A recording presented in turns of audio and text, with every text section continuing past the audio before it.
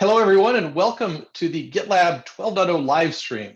My name is John Jeremiah, and I'm going to be hosting today's live stream while we share and celebrate some of the accomplishments of our journey of building GitLab and moving from 11.0 to 12.0.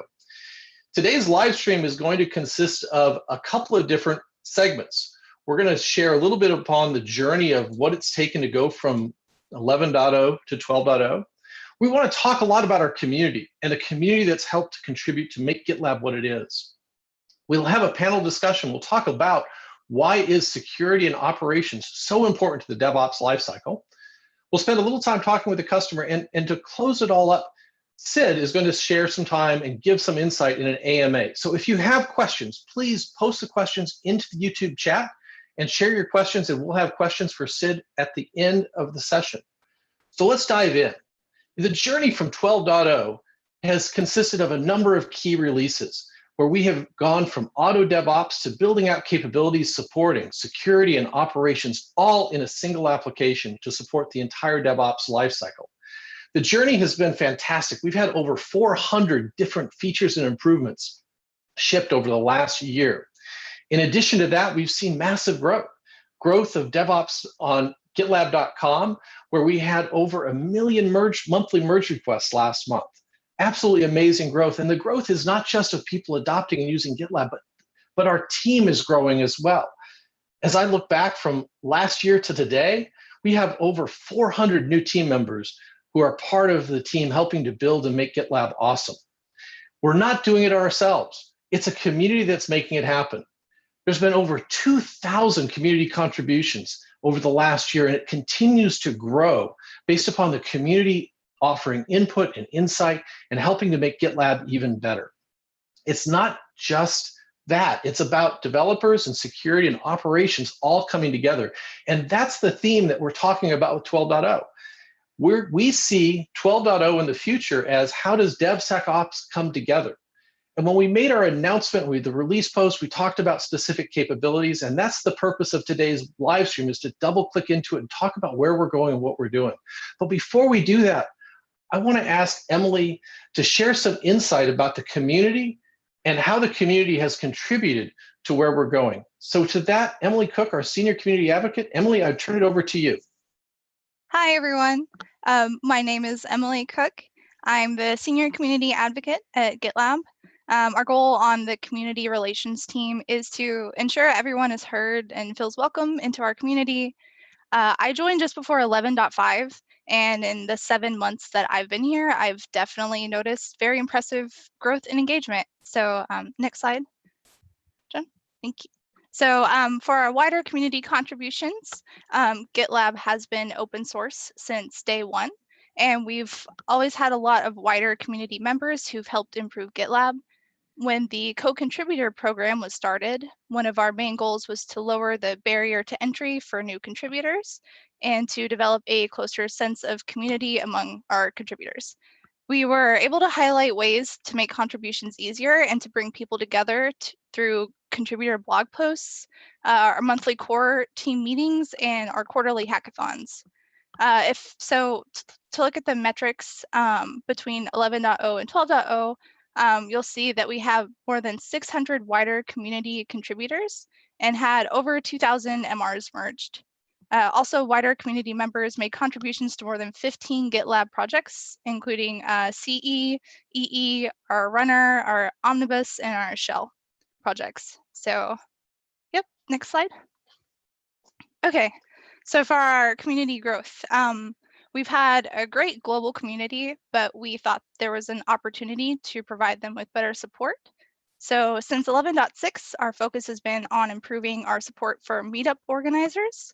So far, we have reactivated groups in the Bay Area and Australia, and we've launched new groups in Nigeria, Germany, India, and some in North and South America. We're especially proud of our flagship community in Tokyo, led by one of our core team members, who continues to exceed our expectations. We want to send a special thank you to our meetup community in Hamburg, who are streaming this together right now, and all of our other meetup groups who will be gathering to watch this recording at a release party in the coming weeks. Since 11.0, we've supported more than 160 meetups as speakers, organizers, or sponsors. Our meetup community has grown to more than 3,500 members. It's been a lot of fun to watch the community grow, and we have plans to continue to improve our support for meetup groups and help them become even more successful. So an example of this is our Heroes program, which will help better engage, support, and thank members of the wider GitLab community who serve as advocates of GitLab and tech communities around the globe. We're still putting on the final touches to that, but we expect to launch it in mid-July. So more to come in the months following. Okay, next slide. So we now have 10 official core team members, including Sid.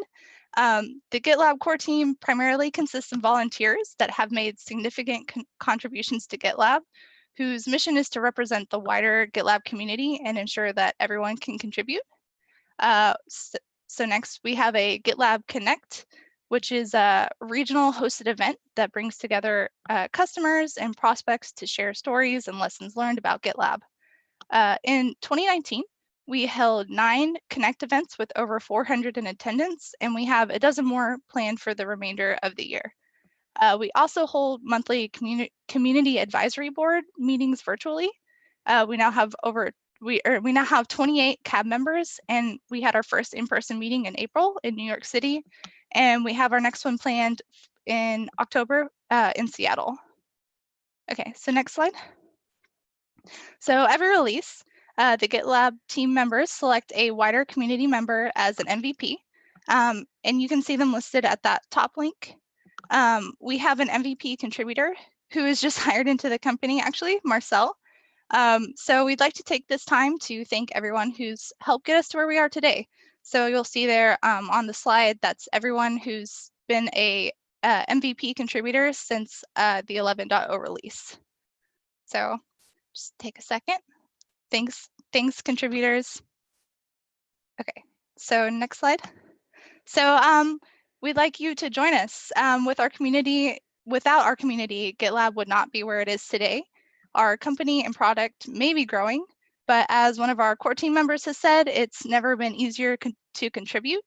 On this page, which should be shared in YouTube in the description, you'll find some links to help you get started if you're considering contributing to GitLab. We try to make the barrier to entry as low as possible because we really understand that an open, welcoming community is vital to the success of the open source software model. So thank you, everyone. That's it for the community. So awesome, Emily. Thank you so very much. I think it's amazing what the community has done together, and the work that you and the team do to bring people together is amazing. It's powerful as we grow together. Thank you so much. So let's pivot. I'd like to talk a little bit and share and bring Mark and Kenny and Kathy on. Mark leads our product strategy. Kenny is responsible for our products around operations products. And Kathy leads our security efforts here at GitLab to ensure that we have solid and robust information security. So to kick it off, I'd like to throw a question, perhaps Mark, to you, to ask you about your perspective of the vision and strategy for us and how we're including in both security and operations into GitLab. Mark? Sure, thanks, John. Yeah, we started off really focused on developers with version control for your code and issue tracking. And a while back, we added CI, or continuous integration and testing, and it really opened up a large door to increasing the scope of the workflows that we handled. Then we went further and actually started focusing on how to help developers go faster from idea to production. But we didn't stop at production. We then added configuration and monitoring of your production apps. And with that, we really entered the world of DevOps. Now, we actually went a little bit further than just DevOps. We added security, but we don't call it DevSecOps usually. We just call it DevOps. But in the beginning, this was all still centered around the developer, really how the developer did operations, how the developer looked at security.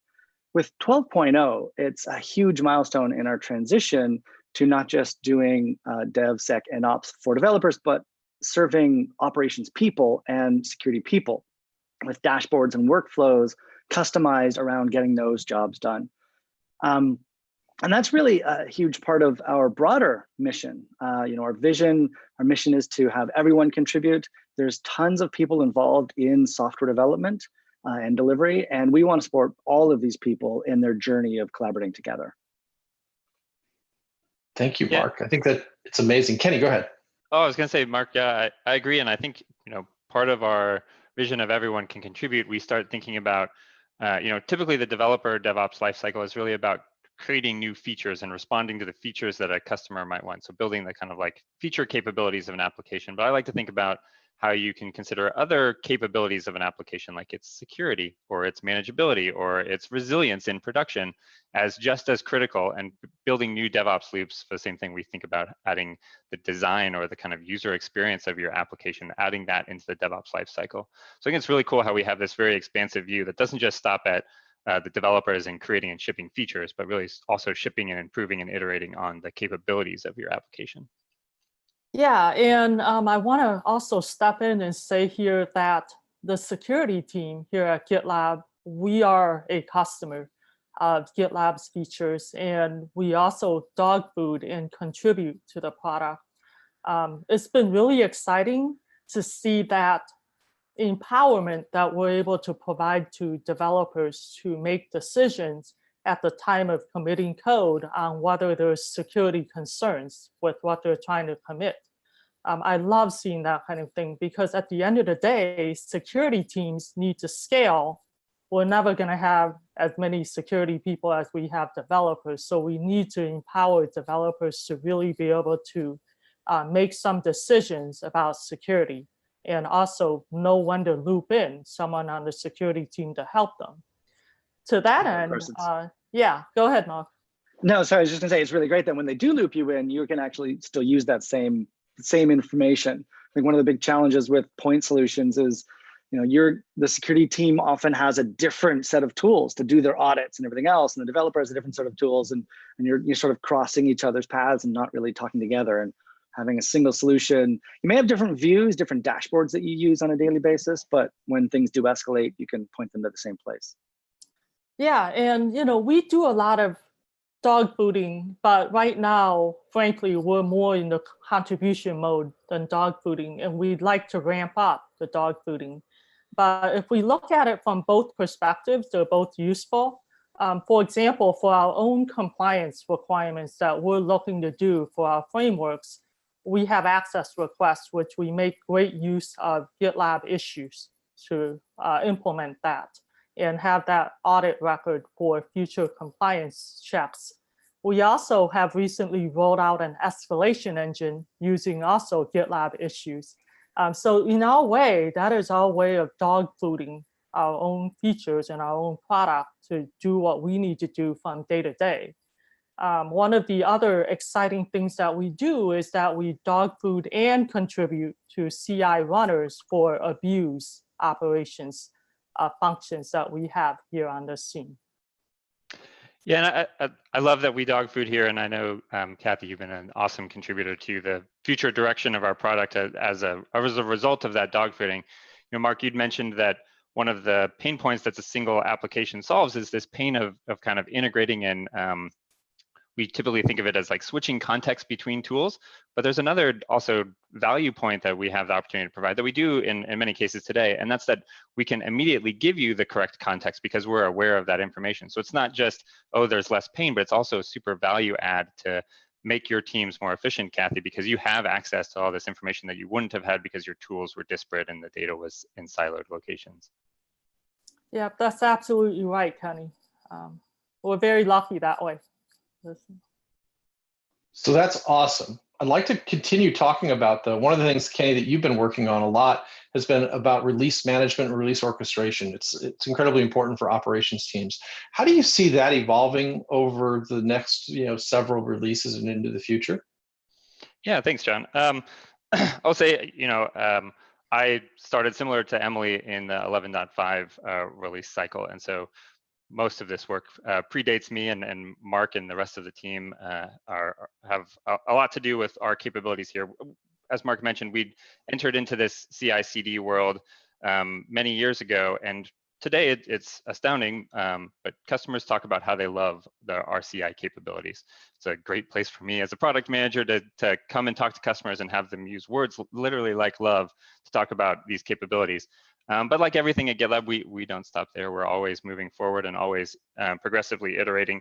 And so for us, we take the capabilities that we have today around being able to define your pipeline in code as what we call GitLab CI.yaml file. We've started presenting those in dashboards, and John, I think you have a slide to show the dashboards, but the dashboards are meant to give you a view across multiple projects of the current pipeline status, so you can tell where things are red and where things aren't and what the latest commit was. Super helpful for teams. You can drill into those specific applications to learn more also about the environments and the kind of status and metrics of those environments. These are really, as Mark pointed out, about giving operations teams kind of first-class status, not just considering the developer persona. But we really want to take that further. And for us, the mantra of DevOps is really about shipping fast and shipping quickly. And so we have enabled some cool capabilities to get into what we call progressive delivery. So very continuous delivery, but also as you roll out, kind of having the canary type rollout. In progressive rollout, we're actually talking about specifically incremental percentage-based rollouts of your feature flags. That feature is actually coming in 12.1. It's already scheduled and underway.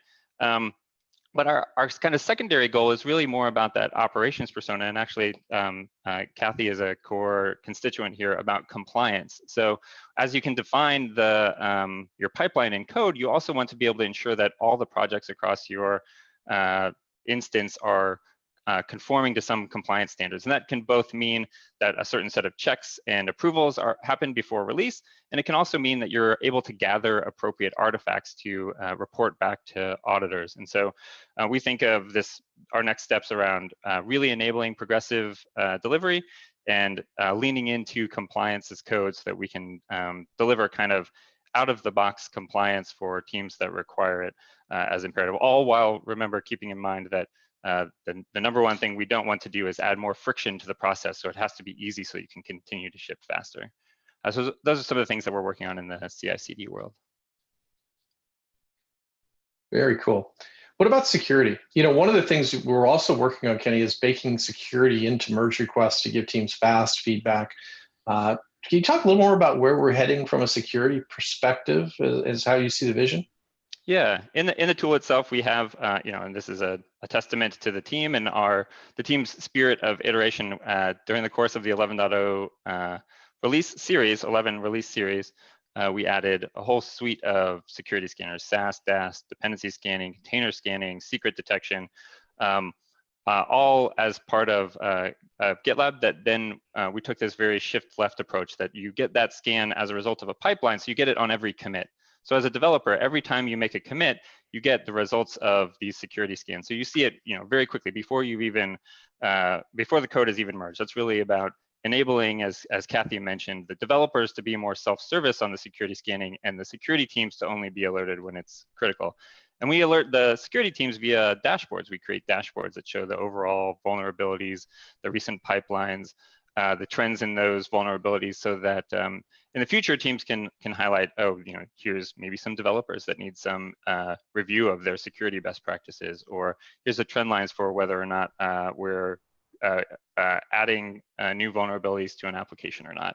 But we don't want to just stop there. We want to continue to add more robustness in the workflows that Mark and Kathy mentioned around if there needs to be some approval of vulnerability and who can dismiss vulnerabilities within a merge request.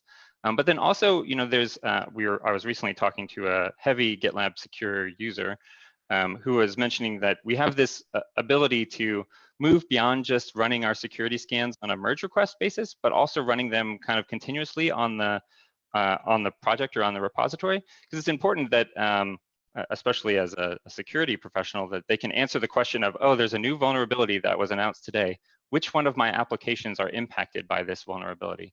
And we'd really love to enable that. That's where we're working towards in the future, is this kind of what we call software composition analysis, but that happens outside of the merge request, that happens across multiple projects for a CISO type user persona.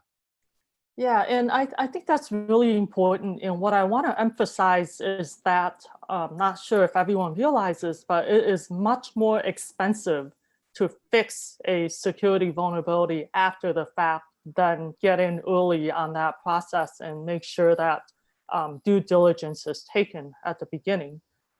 So not only is there that, but there's that self-service portion of allowing developers to help themselves, which in the end also adds more awareness to security culture at a company. So I think that is all really good. Awesome. So Kathy, as a security executive and a leader here at GitLab, you're involved in helping to shape our direction, our vision as to where we go as a company, and building that out. How do you see the future of the intersection of DevOps and information security or application security? Where do you see that headed? So, increasingly more and more companies are becoming cloud native focused and they're moving towards trying to do more agile security. And that's got to be empowered and enabled by the right tools and capabilities as well. You can't really tell a legacy environment that you got to be agile tomorrow and not provide them with the right application or tools to use. So this is all part of it. The other part is that increasingly companies are becoming more and more remote, and there's more global and more remote workforces. So given all that, there has to be a lot of care in how applications are being accessed remotely and how credentials are being managed. Because you can no longer set a perimeter and monitor an environment that is going to be a given. People move from one environment to another, but they still need their access. So security is very important to get right, that user experience factor. You want to be able to empower people and let them scale and still ship products. You don't want security to be a blocker, because when that happens and you add too much friction, people go around that and they do something else, which defeats the whole purpose of security. Yeah, Kathy, that point that you just made is super important, and I'd love to just get your direct perspective. I think, we talk about how the industry has a wide set of tools that people use for security scanning, but oftentimes it becomes a little bit of shelfware because people find that there's too much friction and they just go completely around it. And so I'd love to get some more of your thoughts around just the value of knowing that it's used and knowing that by being frictionless, you might get significantly more coverage than you would within your teams of developers. Yeah, absolutely. So first of all, let me just clarify that frictionless is not going to be possible with security, right? We try to make it as frictionless as possible, but it's never going to be 100% frictionless because you're always adding a new step to the process. That said, there's a lot that we can do to really make sure people feel that this is a usable solution for them. And part of our dogfooding, the security team's dogfooding of GitLab's features, is to make sure that this is usable for us. And if it's not usable for us, then we work with PMs and we work with developers to figure out how this can be more usable. So that's a very important feedback loop that many products have not quite incorporated, that we want to do here and also do better than we're currently doing. So that's all very important. Very cool. So question, Kenny, thank you, Kathy. And one of the questions I think that also has come up as well has been a question about where we're going from. We've added incident management capabilities to GitLab as something that we're building in. How do you see that evolving, and how will it affect both operations and security together? Yeah, it's a great question. Thanks, John. I'll say, the current state of the industry, in my opinion, is that there are still a lot of disparate tools in that end stage of the DevOps lifecycle. And that means we really don't have a lot of great best practices for driving feedback from those end stages back around the loop to the kind of plan stage.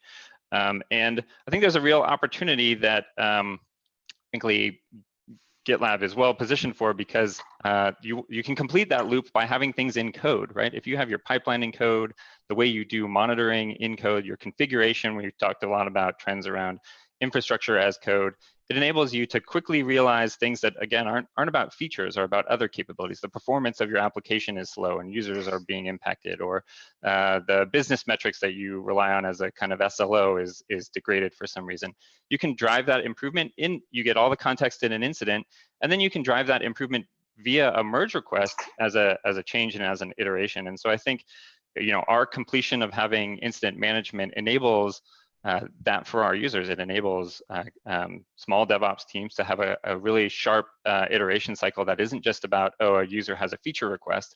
It's also about other capabilities. And that one of those capabilities, really important, is security, right? I have found a security vulnerability in my in the production operations of my application.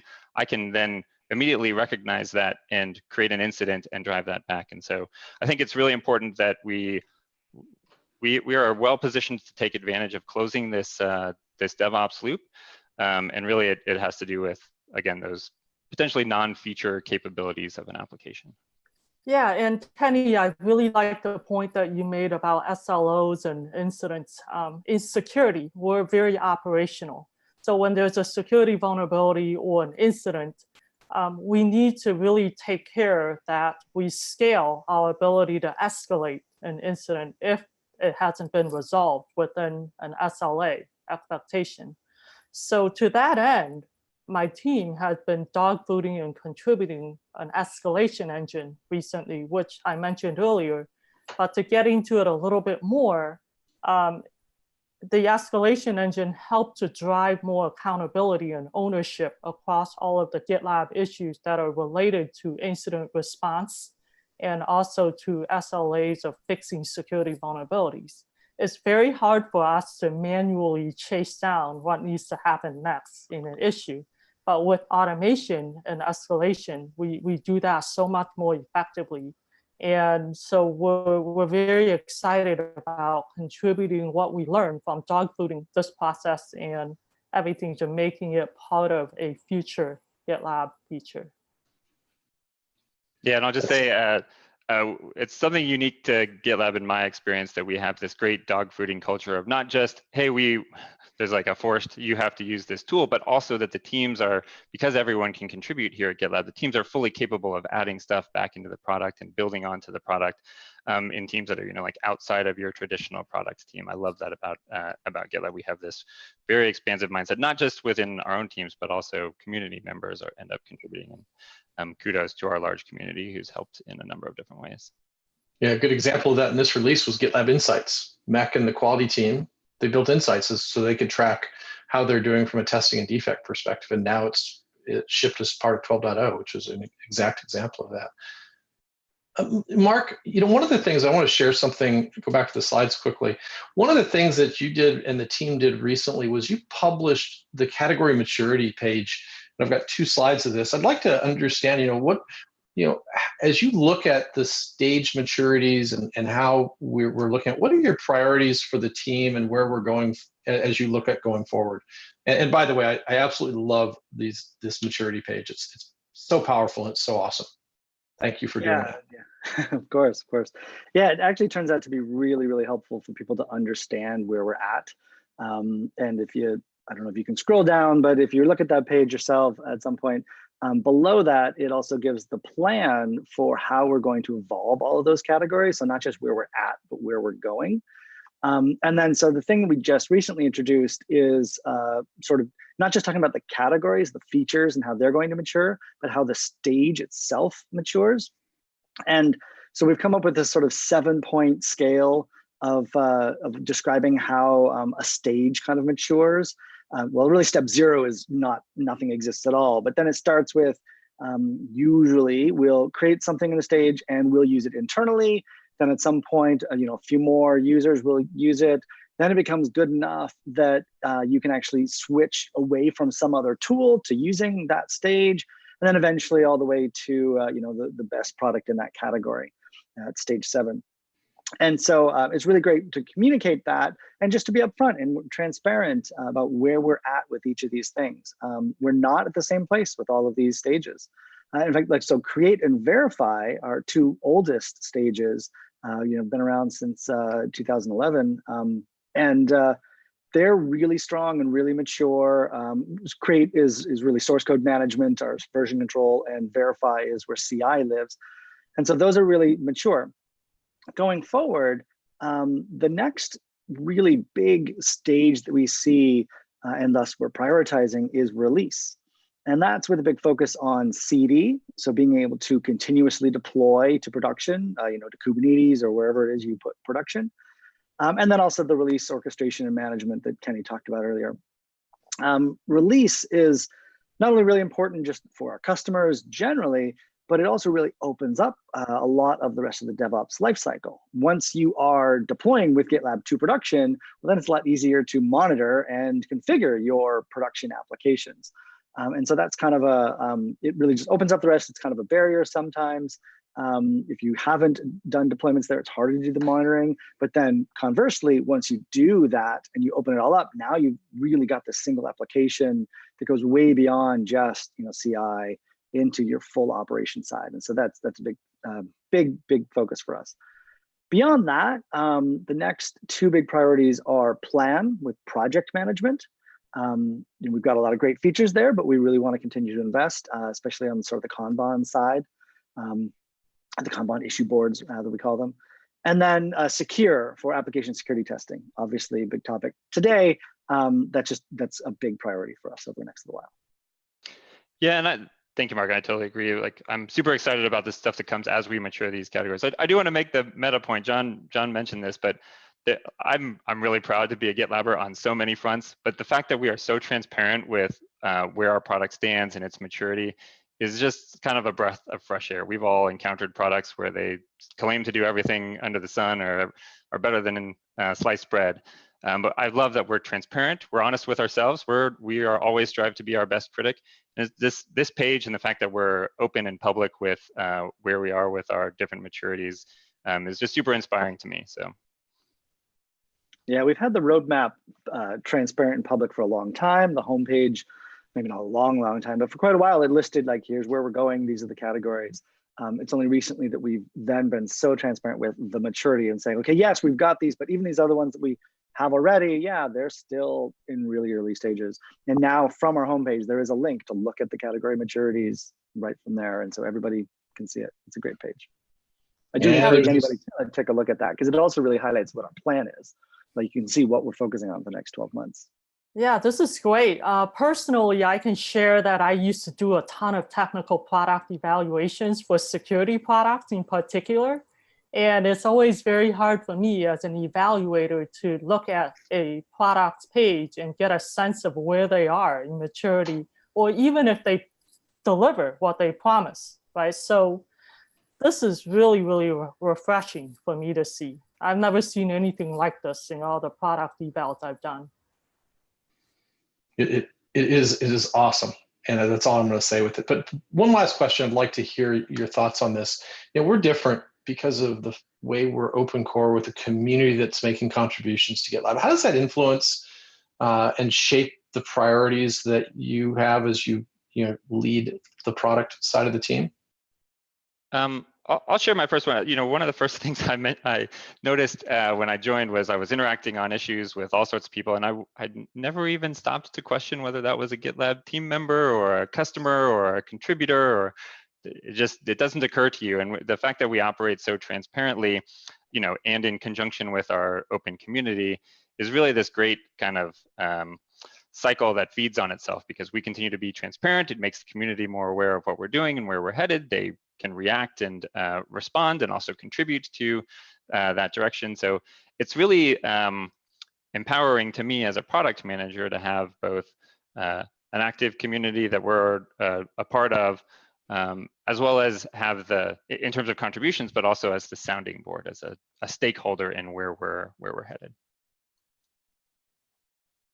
Fantastic. I agree. It's one of the things that I think makes us special. And it's about how we are in this together. It's not us and them, it's all of us together. And so with that, I'm going to move forward. Thank you all so very much for your inputs and for your sharing. Also, as a reminder to everyone on the live stream, after my next conversation, we have questions with Sid. So please post your questions, and Sid will share his insight. But I'd like to move forward and introduce Russell Levy. Russell is a co-founder and CTO of Chorus, and he's a GitLab user. And I wanted to ask Russell a few questions about how he's using GitLab and what they're doing. Russell, could you maybe share a little bit about Chorus? Introduce Chorus to those of us who don't know Chorus. I'm going to go back to no sharing screen too, so we can see you. Great. Yeah. So I'm Russell. I'll just give you a very quick background on Chorus. I want to make sure people have. I don't want to drone on here. So Chorus is a conversation intelligence platform. It records, transcribes, and analyzes customer conversations. It helps sales teams and support teams increase win rates and coach reps much more effectively. And we have live transcription and AI-based analytics. And with that, Chorus is able to tell you why you win more deals, or why your team wins more deals, and why some reps are more than 100% on their quota. You could also use Chorus to share call moments internally and externally to get the company aligned to shorten a deal cycle. I know GitLab uses this extensively internally. That's what we're told. And we also provide AI curated playlists that automatically build playlists of the best moments for you to use as a coaching tool. So thank you, and I agree. I think I find Chorus to be incredibly powerful, and it helps us to learn. We learn more from listening to calls and listening to these. It's just amazing. So tell me a little bit about your development delivery practices and processes. How do you go about building Chorus? We're using an agile methodology, like any startup claims to. Do we do it well? Probably not, but we try to. So what do? We have we have sprints, and we start off with a sprint. We have our sprint planning at the beginning. We create our epics in GitLab. After we have epics that the product team creates, they're going to be broken down by the engineering team before the sprint starts. And then we're basically using GitLab for the whole development cycle through the release. So it means that we have the issues that are in GitLab. We're using it for capacity planning. I know you guys have a few features we're still waiting for on capacity planning. I see it on the roadmap.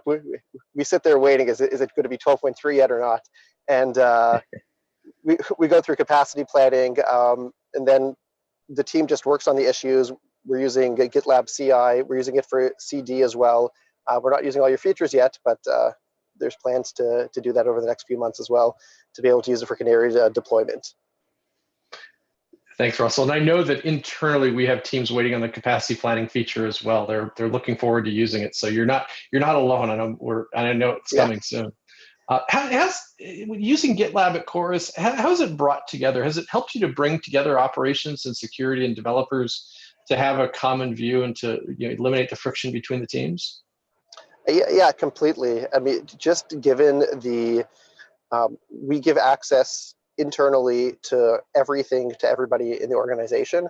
So everybody's able to see when there's merge requests coming in, when there's features that may need to be flagged for security. We have a few components that we both there's a few components contractually, if they're ever changed, that it has to go through an extensive security review. We have a few other components.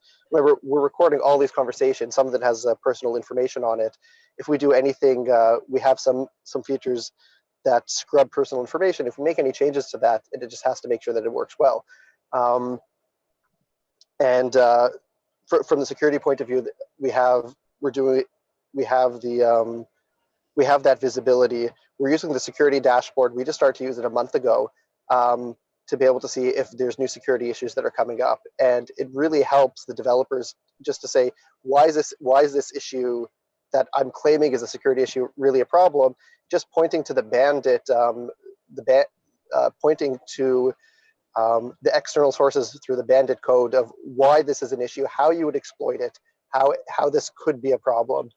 It just creates the feedback loops are so much shorter, being able to have all this in one tool and not having to go to 17 different sources. That's awesome. So as a customer, and from your perspective, as you look at GitLab, you've been with GitLab for a while. What's your perspective of how the community comes together to help GitLab become GitLab? I love the GitLab community. I've been using GitLab, I think, even before Chorus. So we started Chorus around 4 years ago in 2015. I think I started using, I can't remember the year I started to use it for a previous startup I was at. Usually it was 2013, 2014. I don't think GitLab was a company yet. It was just an open source project that Sid had started. We had started on 8. It was on 8 point something when we started at Chorus on GitLab. It was from the beginning. We've been using GitLab the whole time. And I personally haven't made any contributions to GitLab. I'm personally mostly in C++ and Python. So the Ruby stuff is a completely foreign language to me. But it's just amazing to be able to see the openness that you guys, how you interact with the community. When we have feature requests, we're now like an ultimate customer, so we pay you guys lots of money for it. But even before that we're able to put in feature requests, we're able to comment on stuff, we're able to see the visibility on why you're prioritizing different features, and be able to say maybe this isn't, this is something you should be putting a higher priority on. Maybe this doesn't fit your priorities for how you define different tiers. It's amazing to see the feedback when something's premium and you see the community members saying, maybe this shouldn't be in your premium category. And it goes back down to community because you guys realize the community is right. It's unbelievable. Or even when the community develops features that you were planning on putting in premium, but because the community developed it, of course, it's going to be a community feature. And I love seeing that. And just that interaction is amazing to see. It's one of the things that makes it exciting to be here and part of the community, frankly. So a question for you about improvements. How have you seen, has GitLab helped improve velocity for you at Chorus? So how has it improved your development processes? So over the past year or so, we used to measure velocity very, very carefully. And it was always really hard to improve velocity because you try to do something and velocity is really the output of many other metrics. So we've moved over to, I can't even remember the name of the book, but there's one book that gave 4 metrics that we should be measuring. One of them was change failure rate, mean time to recovery. Those are 2 of them, MTTR and CFR. Another one is the size of each change. I'm trying to remember the acronym for it, but how big is each merge request, or how big is each push to production? And the last one is the lead time, how long from the time you start developing a feature until it's on production. And those are what we've been measuring. And we've started to measure this using GitLab. You have a feature cycle analytics. We actually built that stuff internally instead of using your cycle analytics, just so we could get the metrics exactly the way we want, so no one could say that it's not true. We have all the metrics being calculated internally. And GitLab has really, really, really helped us move those numbers. Being able to have the merge request, having our test results sitting in the merge request, to be able to see what failed, what didn't fail, the security review, the performance, the performance test, the code climate, everything there just on the merge request. It's amazing what you guys have done with Auto DevOps with just a few lines in our GitLab CI file.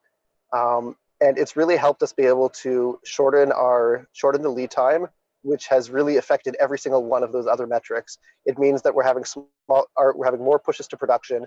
We're having smaller pushes to production because we have more of them.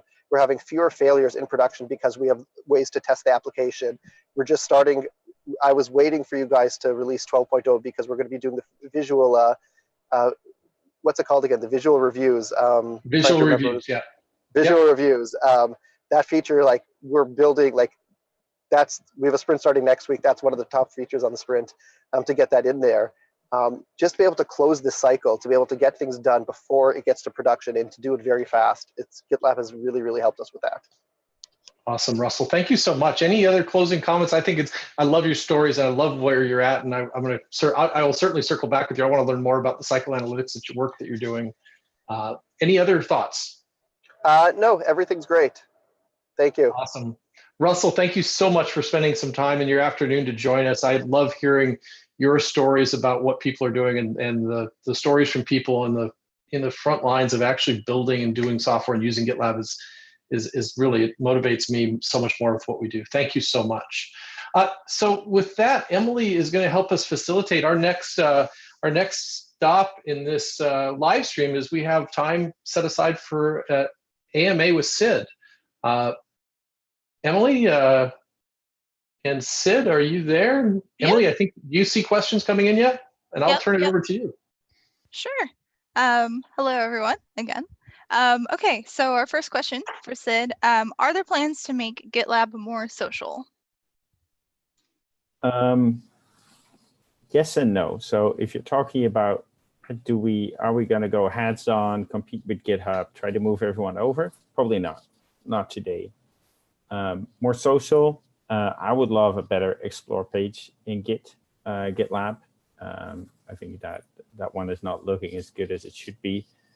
We're open to ways to make it more social.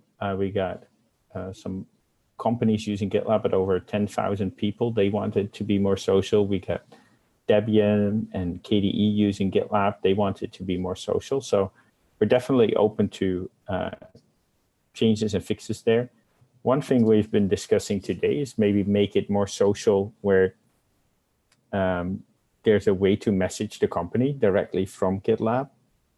So use a technology like, for example, Sendbird to make it easier to chat with people inside the company and open up a communication channel that way.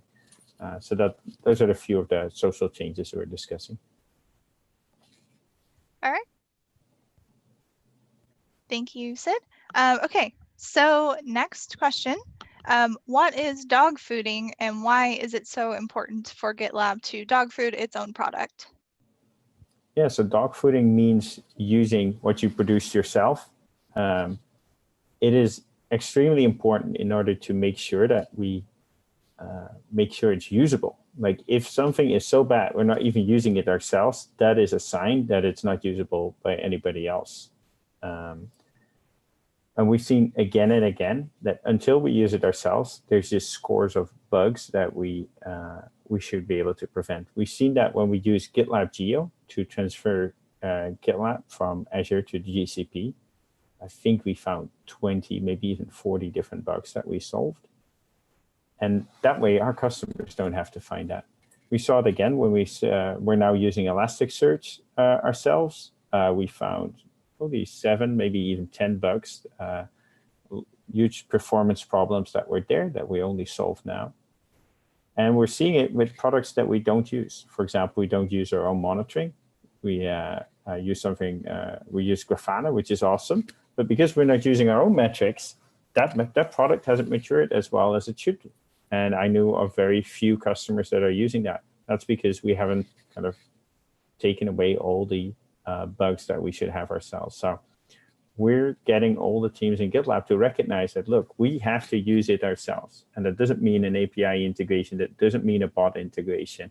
That means actually having it in the product as we ship it to customers using that exact same way, using the defaults in GitLab. If it's not usable for us, then it's probably not going to be useful for other people. So that's a very high priority, making sure that all our teams in the company know we have to use GitLab as it is out of the box. And that will make sure that we run into the bugs and we start improving GitLab ourselves. And we're aligned with the rest of the community, because we've seen if we're not doing that, we're not making progress as fast as we should. All right, thank you. So next question. As we see more data in GitLab, charts and dashboards are improving. When might Meltano integration help move from reactive to predictive and proactive analysis? Yeah, for now, all the analytics in GitLab, like cycle analytics and DevOps scores and insights and contributing metrics, those are things we make outside of Meltano. In GitLab, we use something called eCharts to make them. We have no plans to integrate Meltano with GitLab at this moment. Meltano is a separate product for the data lifecycle, mostly used for like getting all the way from an API to a dashboard. It's written in Python, and it's aimed at a different audience. So no plans to integrate for now. Predictive analytics, I think, are going to be a huge part of GitLab. I think there's a lot that kind of machine learning can do already. Exciting things to think about are, for example, if you submit code to GitLab, maybe we can already tell you how likely that code is to fail based on like what part of the code base did we change? By who? How long? How much time did they spend on it? Who reviewed it? How long did the review take? How many comments were there, etc. And like probably 10 other factors, we can probably predict how likely that code is to cause an outage. Can also predict labels, like which labels should you probably add. So instead of giving you a list of all labels, give a few suggestions for people, or maybe add the ones you're pretty sure about. There's many more things we can do. We now run all the GitLab tests every time we push a bit of code. It doesn't make sense to run 100,000 tests, literally 100,000 tests, when you change a simple piece of code. GitLab should know which tests to run based on what happens. So lots of ways we can use machine learning and prediction to make GitLab better. All right, thank you. So next question, why are the security features only for gold users? It would be nice to give access to everyone in the tech world since security is so important. Yep. There's always a balance between like what do we monetize and what don't we monetize. I think for security, that's actually been a topic yesterday between me and Michael McBride, because one of our promises that if one thing in every stage is open source, and that's not the case for secure. And we can wiggle out of that and say, well, it's not part of the DevOps lifecycle, it's separate. But I think like I understand that promise to be like every stage that is on our homepage. So we should open source at least one thing there. And we discussed yesterday, and we think the thing most useful to people is dependency scanning. So we're thinking about making that open source.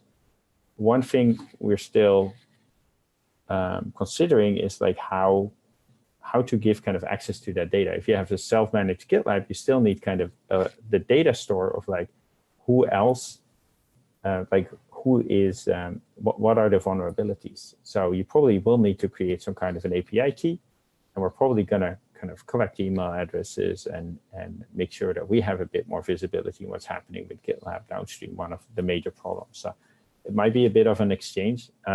Another thing we're getting is that lots of security, other like security tooling providers want to integrate with GitLab.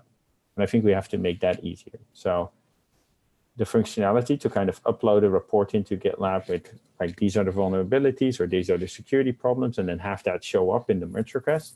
I think we got to make sure that's open source as well. So other people can display that in the same way the tools that are shipped with GitLab can do. So I'm thinking about open sourcing that, and that's an active conversation. All right, so next question. What are your future plans with respect to Kubernetes integrations? Yeah, thanks for that.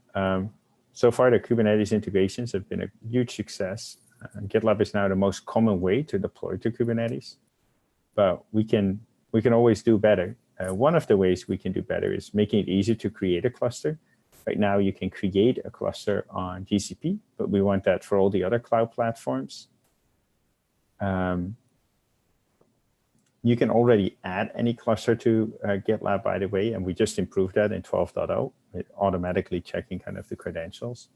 We also want to make sure it's kind of usable however you use Kubernetes. So making sure we set the permissions in the correct way, making sure it's super easy to kind of deploy things like Prometheus to get metrics out of your application. So kind of making it very easy. You just push your code and GitLab does the right thing by default. I think it's going to be a continuing thing.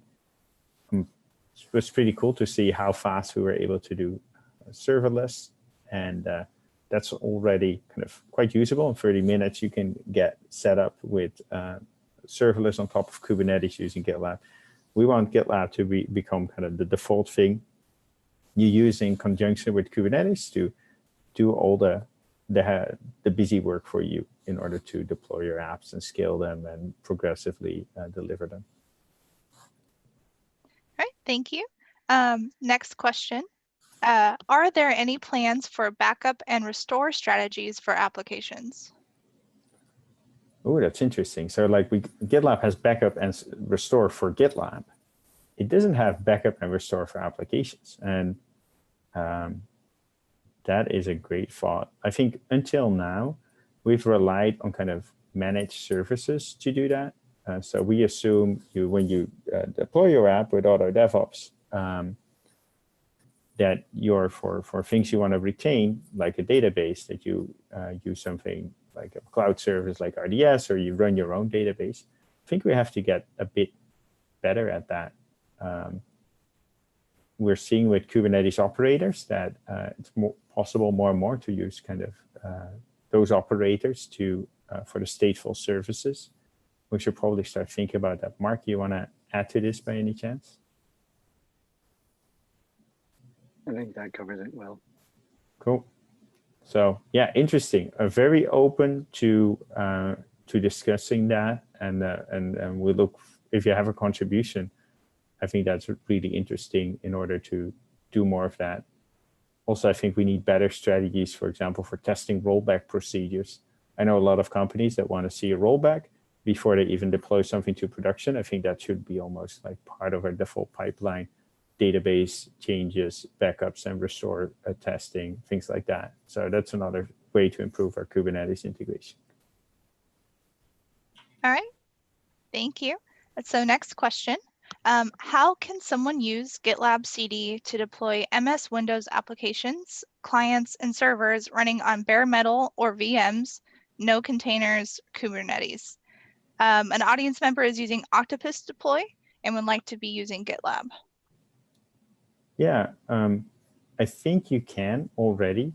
I think what was in the 12.0 blog post was that we're switching from kind of using CMD, the old command line thing, to PowerShell. So you should be able to kind of script GitLab with PowerShell to do continuous delivery. And we're getting more and more like Windows users. So if there's something we can improve, we'd be glad to hear it. I think the runner now supports Windows environments properly. That took a while, and we're really excited about that. Great. Okay, so next question. Are there any plans for team performance metrics? Yes. Most people don't know that there's already team performance metrics in GitLab. So I think it's contributing analytics or contributor analytics, where you can see of your team, like what the activity is per team member. And it's a great way to find out if someone is really stuck on something, because those numbers show up very easily. We want to get better at that. For example, at GitLab, we want to measure like how many merge requests are you doing every month and things like that. And GitLab Insights is a first step in that direction. I think that shipped previous release. Check that out. And I think right now there's a drop down. You can select 2 options. I wouldn't mind if that's like 20 different ways in which you can view productivity, all the way from kind of cycle time to mean time to resolution, average size per merge request, number of merge requests, lead time before you start doing something. I think that's all things that GitLab should give, and we're adding more to that. We're also trying to improve cycle time and the DevOps score, and then we will not rest before we have things like value stream mapping inside GitLab.